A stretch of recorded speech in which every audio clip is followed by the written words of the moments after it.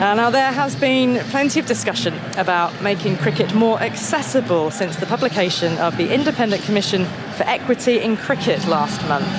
One of the organisations working in this area is the Lord's Taverners, a charity who have worked for over 70 years to improve the lives of young people facing inequality. And much of their work's around empowering children and teenagers with disabilities, ensuring that they have the chance to develop skills and confidence through cricket. Their chief executive, Mark Curtin, was at Old Trafford this week, along with the captain of the England Learning Disabilities side, Chris Edwards. I spoke to them both, with Mark first explaining the work the Taverners have recently been doing. We're doing a huge amount at the moment, with a lot of help and support, particularly from the ECB, to really grow the game and make it much more accessible to literally thousands and thousands more young people. Our Super Ones programme, which is the main programme that we have for people living with physical and or learning disabilities, has grown exponentially, and we're most proud of the fact at the Lord's Taverners that we're now in 39 counties and Scotland and Wales, and we're reaching thousands of young people who are just demonstrating how much they enjoy the game, how much they get from it, the great fun that they can have, but also really importantly the skills that they develop and all the other things that come from taking part in real good high quality cricket. For those who are not familiar with the Super Ones concept, can you explain what it entails? Yeah, absolutely. Yeah, so we offer free weekly sessions for young people living with physical and or learning disabilities.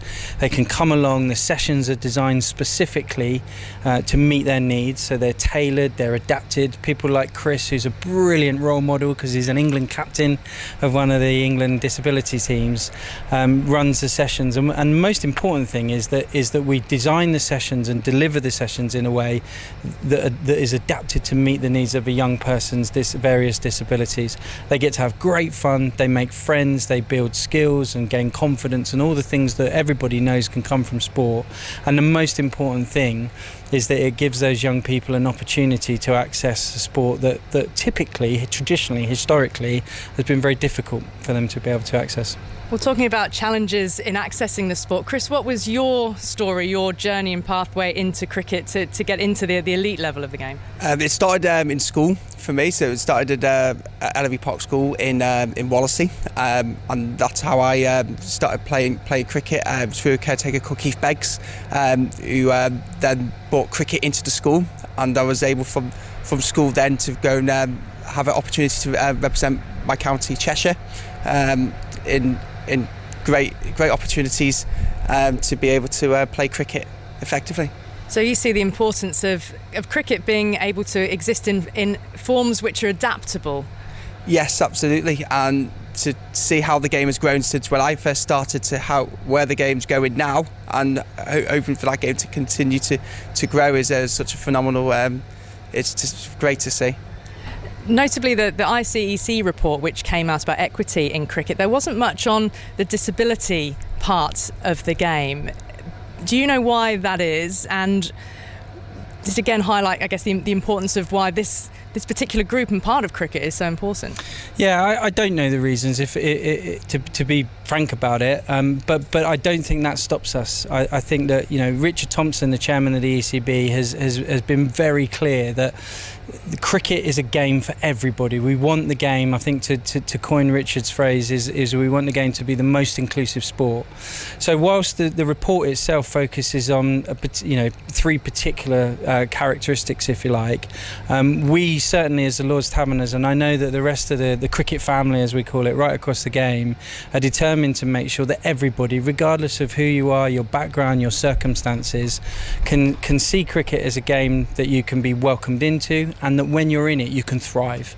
And the work that we do, delivered by people like Chris and his colleagues in Cheshire and all around the country, is designed specifically to do that. So I think it's taking the report and the learnings that we've got to do from it, but going even further and making sure that we also make sure that everything that we do is designed for everybody to be a part of it.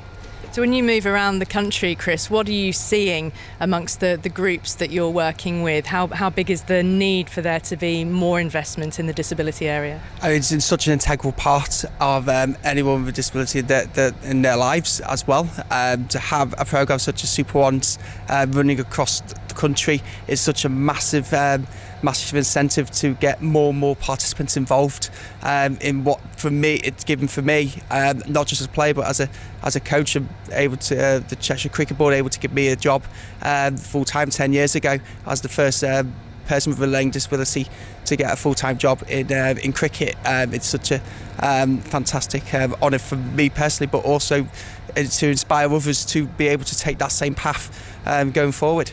That is a tremendous story to hear from you. What would you say that having that opportunity within cricket has given you?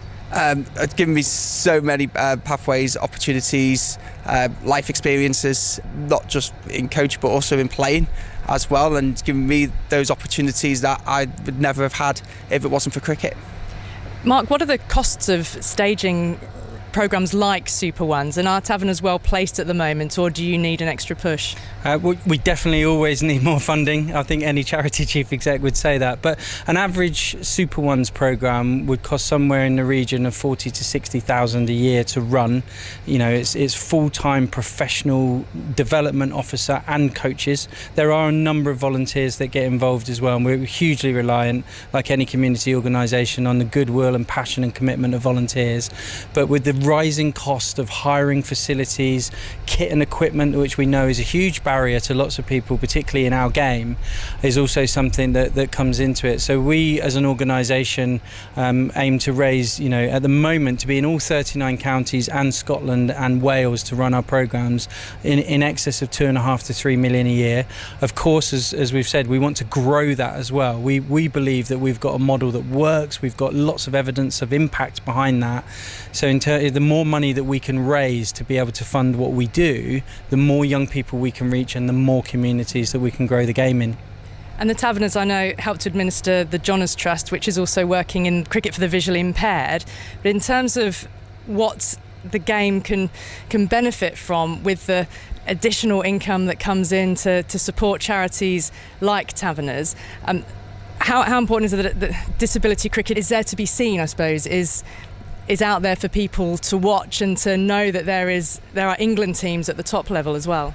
Yeah, it's amazing to see, and it's really good to see how those opportunities are open for everyone, and particularly from the top perspective going down, it's always good to see a pathway going into those national teams.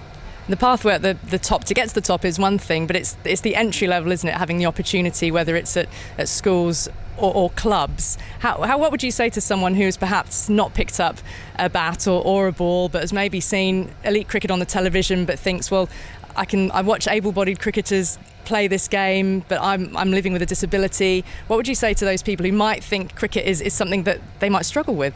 Can we give it a go? I think cricket's for everyone, and it can always be adapted to the individual needs, and to help others to then get that passion and love for cricket.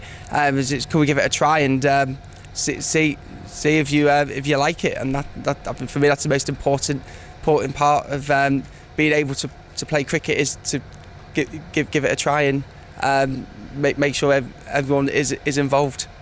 And Mark, when you spend time with people like Chris and you see what he's been able to achieve, what does that tell you about the difference that the Taverners programmes are making? Yeah, it makes me personally feel very privileged and proud to be part of an organisation, to work alongside colleagues like Chris. I learn a huge amount. Speaking to parents of young people living with a disability, you hear about how they themselves have become surprised. You know, that they spend a lot of their time when their children are young with people telling them what their child might not achieve in life or might not be able to do because they've been diagnosed with a physical or learning disability. But actually they prove to themselves, they prove to their own parents, they prove to their families, their communities that they're very capable and able.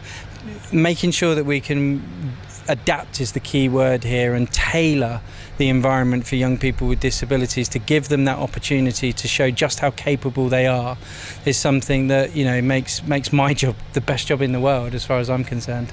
Let's hope we continue to keep making a difference. Chris and Mark, great to see you today. Thank you. Thank you. That was Mark Curtin, who's the Chief Executive of the Lord's Taverners, and Chris Edwards, Captain of the England Learning Disabilities side, and talking about the work that the Taverners are doing around disability cricket. And they have a hugely important role, as do cricket's many charities and the ECB, crucially, in helping to make cricket become a more equitable sport on the back of that report.